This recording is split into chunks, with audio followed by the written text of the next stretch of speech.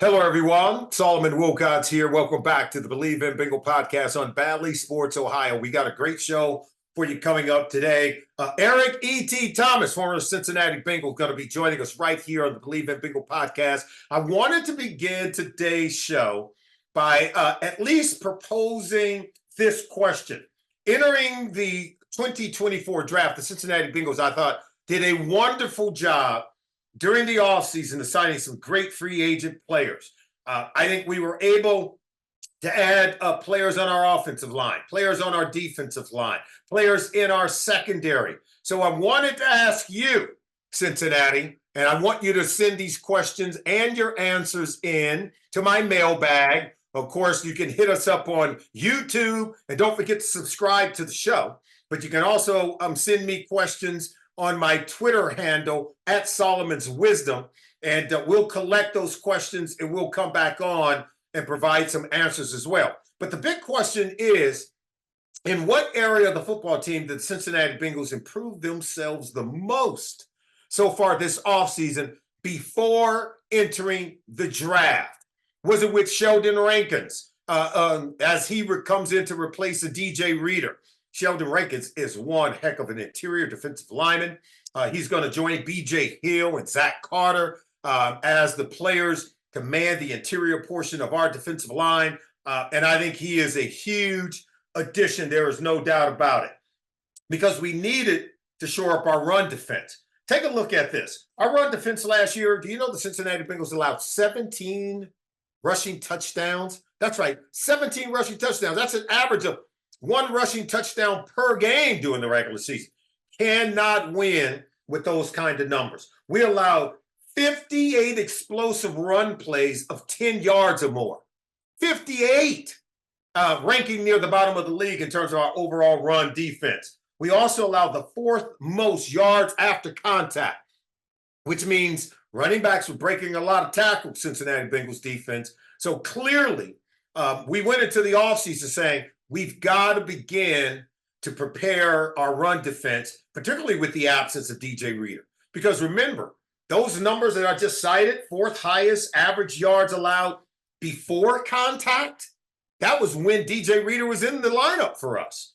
Very good ball player. One man can't stop it by himself, but even collectively over the course of the past years before 2023, we were so much better than what we showed last year when it came to defending the run. So if we're going to lose a player like DJ Reader, boy, you better bring somebody in who can help us out. Sheldon Rankins is that guy. So I think we will be improved. Let's see what we do in the draft, because I think we need to add another maybe young, fresh-leg player maybe to the interior portion of our defense, or maybe even as an edge rusher. However, I'm going to go with this. I think where we're really most improved by what we've done so far before entering the draft, it has to be the secondary. That's where we're most improved. That's right, because not only did we get to bring back Vonn Bell, and thank you, Lord, because we get to bring back Vonn Bell, man, we have a hitter, we have an enforcer. We have a veteran player who's going to show up each and every week, communicator, help getting guys lined up. He's what the Cincinnati Bengals defense was missing last year. And then to go get Geno Stone, who I'm telling you, I love these Iowa defensive backs. And he's another one of them. Led the Baltimore Ravens in interceptions last year. He even picked off our very own Joe Burrow down inside the red zone. I'm still looking for Geno Stone because he robbed us that day. But now he's going to help us start robbing other quarterbacks. He owes us one against Lamar Jackson, by the way. But Geno Stone is a really good ball player. And I think by pairing Vonn Bell and Geno Stone at the safety positions, it gives Lou Anarumo, I think, that comfort zone of having veteran, experienced players who can keep teams from throwing the ball over our head. Where, face it, last year, we faced the most deep passes of 20 yards or more than any other secondary in the NFL. 91 pass attempts of 20 yards or more down the field came against our defense. We allowed the sixth most passing yards of any team in the NFL. Very uncharacteristic of a Lou Anarumo defense. Teams combined total passing yards, almost 4,500 passing yards. Way too much. Okay. So those are just the areas where we really do have to improve. Of course, we allowed a lot of explosive pass plays of 15 yards or more down the field. Third most, 105 completions for 15 yards or more. Excuse me, 105 completions of 15 yards or more. That's incredible. Third most of any defense in the National Football League. So that's where we can do better. I think we have done better. And when we come back after this, former Cincinnati Bengals cornerback, Eric E.T. Thomas, he was a Pro Bowl cornerback for the Cincinnati Bengals during the 1988 season. He's currently the defensive back coach at Wyoming High School right here in our own backyard. He's going to be joining us right here on the Believe in Bengal podcast to talk a little bit more about the great Dick LeBeau and about secondary play when we come back to the Believe in Bengal podcast right here on Bally Sports Ohio. Hello, everyone. Welcome back to the Believe in Bengal podcast right here on Bally Sports Ohio. I'm your host, Solomon Wilcots, and today we have a very special guest, former Cincinnati Bengal and former Pro Bowl cornerback with the Cincinnati Bengals, Eric E.T. Thomas in the house. E.T., how you doing, my man? I'm doing well, my friend. How you doing, brother? Hey, I'm doing great because, I ought to offer this disclaimer that Eric is also a personal trainer. And so he and I, since even before COVID, we meet at 5 a.m. We get our workouts in for two old guys, and then we go about our daily work. So I have you to thank. I don't know if you want to claim this as your work, but at least it's not the broken down version, my friend, You're looking good, brother. You're looking good. Just keep showing up at 5 a.m. We're gonna do it till the day we die. I know that's right. Hey, look, man, we had to have you on the show because we asked some very good questions in terms of the Cincinnati Bengals, where have they improved the most during the offseason moves they made before the draft. I like to think the Cincinnati Bengals secondary has improved since, bringing back Von Bell and adding Geno Stone. And you know this as well as I do. Dick LeBeau said there's two areas on the football team that get you beat the fastest. What are those two positions, E.T.? Quarterback and cornerback, defensive back. That's right.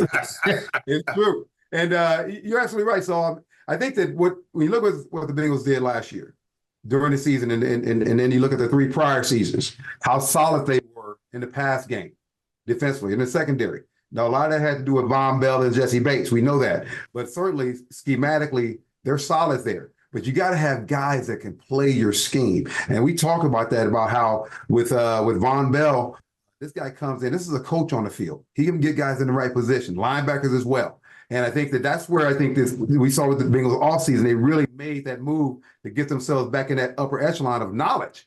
It's not a question of skill and athletic ability sometimes. It's just a question of knowledge.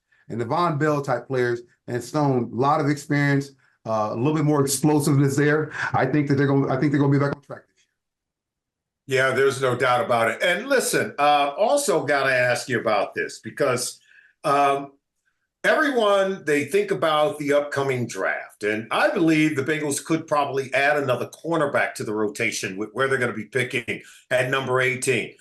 I think they're in a position where they can draft a lot of different positions because they did such a good job in free agency and sort of covering up any weak areas that it gave them great flexibility where they can go with that 18th overall pick. But if they were to take a cornerback, I think people think that the cornerback position is sort of everyone's the same.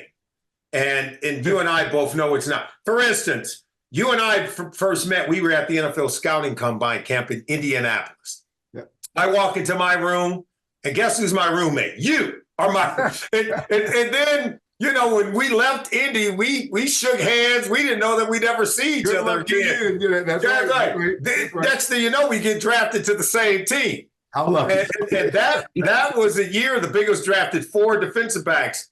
You and I were cornerbacks, and they drafted 2 safeties, Leonard Bell and Sonny Gordon from Ohio State. Right. After we hit the field, they looked at you, and you fit the scheme perfect, right? Press man-to-man guy. Yep. You can lock down any and you had that 4.3 speed. I remember at the combine, man, you had smoke coming off your shoes, right?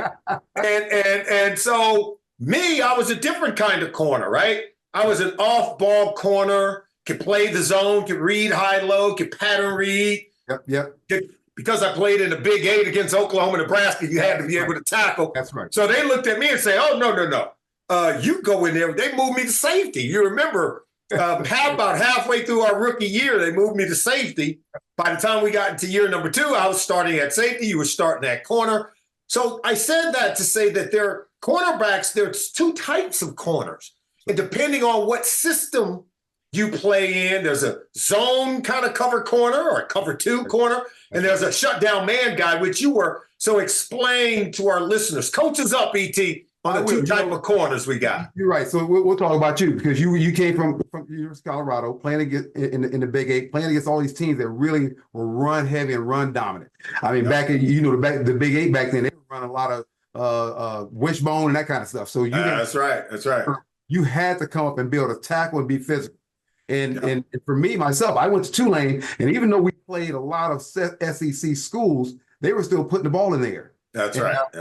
And so for me, I came in more fit to play more of a man-to-man scheme. That's why I was drafted. And as you know, Dick LeBeau's scheme, and when you play corner in that scheme, you're going to have to play man-to-man. And we played it probably 50% of the time. And I think that people don't understand that you can't put a strong man-to-man corner in a zone-dominated scheme and expect him to excel because he won't be able to do it. I couldn't have excelled had I came to a team that was playing a heavy cover 3 or cover 2 scheme because that just wasn't my skill set. You know, and I think that people need to understand the difference. I'll say this: when you look at the Bengals and how Lou Anarumo wants corners, Cam Taylor-Britt, he's a sort of a hybrid type corner. He can play solid he can play good, decent enough in the pass game, but this dude will come up and strike you, and he will come up and tackle. He's very good in that. You look at DJ Turner. DJ Turner has to develop in that act. He's more of a man-to-man guy, just his frame right now. But we know that he'll hit and he'll tackle. It'll be interesting to see how he takes that next step going into this coming season to see if he put on a little weight, got a little stronger, become a little bit more tenacious in that run game, so he can be more effective there. So it's just a matter of just when you're trying to find these corners, find that guy that fits your scheme. You got to draft a guy that fits your scheme, first of all. And second of all, even if the guy doesn't, what he lacks in, you have to develop him. You know, I didn't come here a great tackler, but after being coached up by Dick LeBeau, he says, "Hey, you play corner, you're gonna be able to play pass coverage, but you're gonna have to tackle too, son."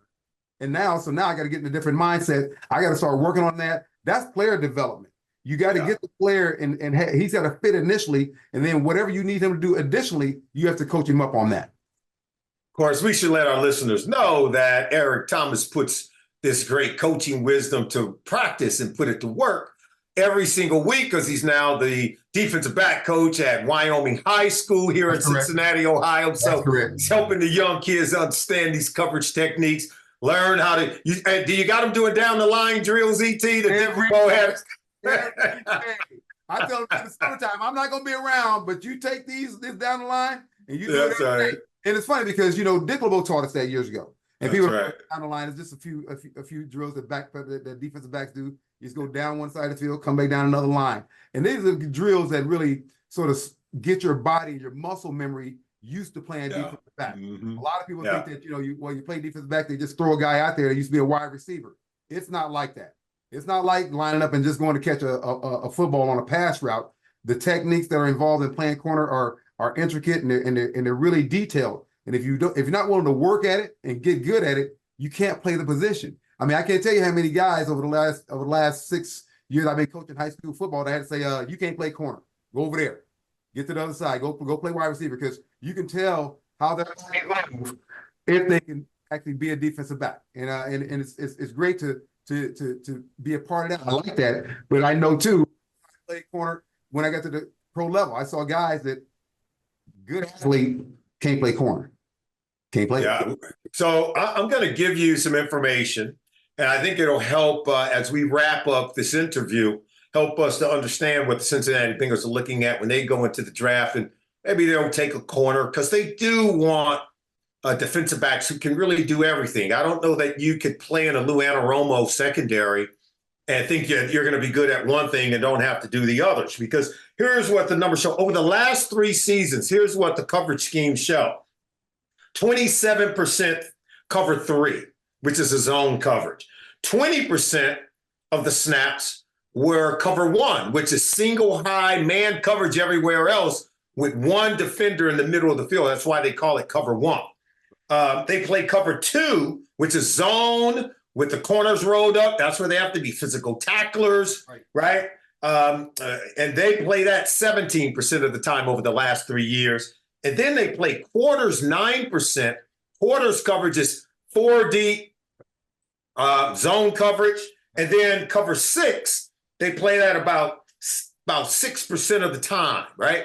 Really, and so really about 12% of the time. Because they play, 6 heavy to one side, 6 to the other, 6 at about 6% each side. But really what a cover 6 is, and people should know, cover 4 to one side of the field, cover 2 to the other side. Put the 4 and the 2 together, you have 6. That's why we call it cover 6. But it's sort of a split coverage where you play zone to one side of the field and zone to the other side. These are the things that really makes Lou Anarumo's defense, I think, so good. Because they're multiple, right?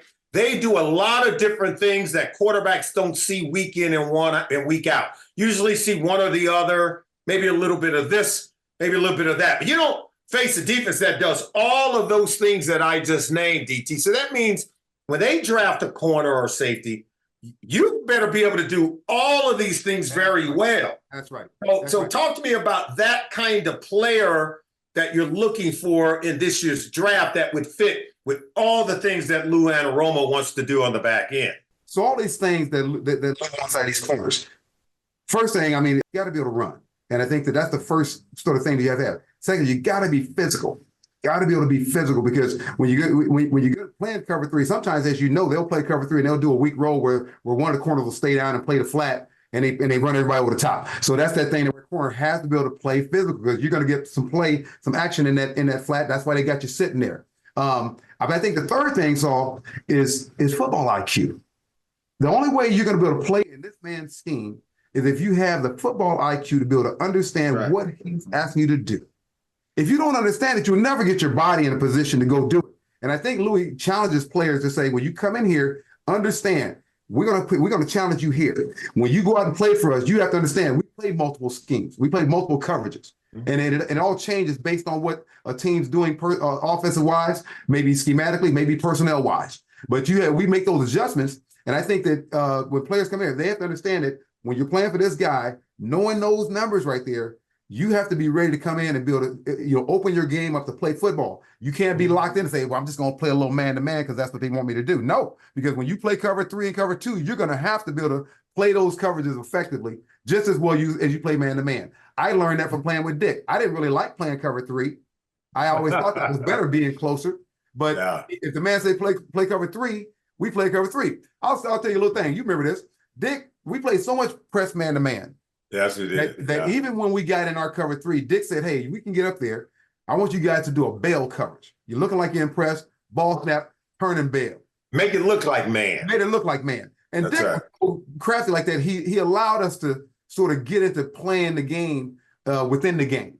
And I think that, again, when I look at Louis and what he allows with his corners, Cam Taylor-Britt, these guys have some flexibility to go play football. And I think that that's what this man gives them.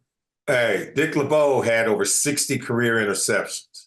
When he coached us, he didn't just coach all those coverages we just named, because we ran all those coverages. In fact, when I was in college, I ran all those coverages. So when I came to the NFL, I knew them all. And that's why he could move me into safety, and I kind of had a good feel for all, because I had already played all of those coverages. But Dick LeBeau, no one had more cheat codes than Dick LeBeau. Cheat codes. Nobody can tell you, hey, when that guy put his hands on you, you're ready to push off, here's what you need to do. And man, it worked every single time. Like, this guy knew things nobody else knew, right? He can tell you how to defend anybody, anywhere, at any time. If you just trusted him, man, he can help you win. Even on that back shoulder fade, man, he tell you what to do. And you're like, oh my God, that works. Dick LeBeau was an ultimate teacher. And I think Yeah. that, when I coach, I take so much of what he taught Yeah. me. Mm-hmm. I played for him the longest, and able to teach these young guys that, man, everything that someone does, there's something you can do to help yourself against it.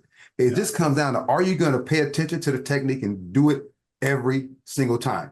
That's the discipline of it. And Dick would always tell me, we'd be in practice, walking back to the, he'd be like, if you just stay with your discipline, how cool he is. He's so cool. If you just stay with your discipline, you're gonna have that play.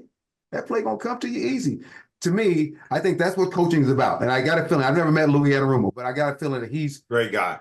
Same mentality, same temperament. Yes. And what happens is that's how players develop. They don't develop by coach barking at them. At some point you do enough wrong, you're going to get yelled at. But at some point, at the same time, the calm demeanor really helps players absorb more of the information, I think. Yeah. Now, Lou Anarumo reminds me of Dick LeBeau in so many different ways. It's incredible. And as we let you go, I'll just say this. The one thing about Dick LeBeau, if you were impressed man-to-man coverage, there was no in-between. Don't open the gate. Don't be getting jittery. He can tell why you backpedaling and you're impressed coverage. We wouldn't put you up there if we wanted you to backpedal. Right. So he taught you how to be patient. That's right. That the offense is the one on the clock. You're not the one on the clock. Don't be in a hurry. Stand in front of the man. And he could tell if you were scared. And if you were scared, you ain't gonna be in there. Right? That's right. It's funny you talk about that patience thing, and that's something that for me, I was a speed guy. So, I'm immediately thinking, once I get my hips open, I got them, because ain't nobody going to. No. But Dick said, you can't do that. And it's funny. So for years and years when I played with him, I just would work on this in practice. We're going to try to be a little slower. And so when I left here and went to play for the Denver Broncos, Vance Johnson was still there. You remember Vance? He's quick guy. And so he would try to give you a lot of that at the line. Yeah. I'd be sitting there waiting on him. He come back, he say, you patient, aren't you? That's Dick LeBeau working for I said, Dick LeBeau got me right, man. Yeah, but it is. I mean, and that's really what coaching is about, having someone like that can lead and knows how to help you with issues. Because as a football player, if you think you can get on that field and you're not going to run into some issues that you don't know what happened, it happens all the time in pro football, as you know. And so having someone who you can bounce things off and he can give you an answer sure was nice.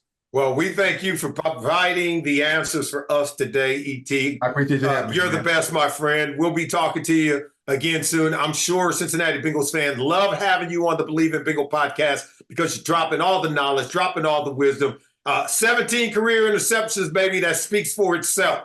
And a 9-year career in the National Football League. So we thank you. He is Eric E.T. Thomas joining us right here on the Believe in Bengal podcast. We'll be back with more right here on Bally Sports Ohio.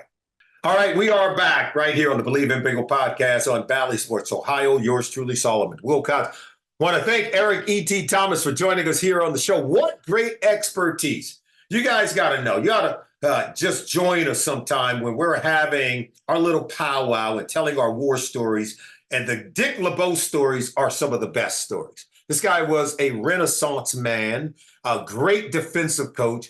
Not to mention that he was a great defensive player in our league and is a Hall of Famer in the Pro Football Hall of Fame with over 60 career interceptions himself. And so when Eric Thomas says that our secondary has improved, I tend to agree. It'll be interesting to see if we take a cornerback with that 18th overall selection. Because if one of the best cornerbacks are left on the board, there's a player out of the University of Iowa, Cooper DeJean.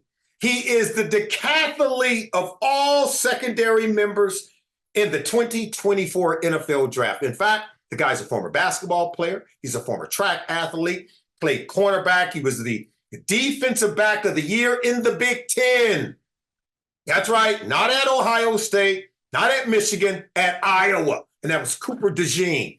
He can play corner. He can play safety. He can play every position in the secondary. So I'm going to tell you right now, if he's on the clock, when Cincinnati Bengals have an opportunity to put in the card for the 18th overall pick, I would not be upset if we got one of the best interior defensive linemen on the board. I would not be upset if we got one of the best offensive tackles on the board. Lord knows we need it. But if we ended up with Cooper DeJean from the University of Iowa, he would be a playmaker par excellence to play in the Cincinnati Bengals secondary.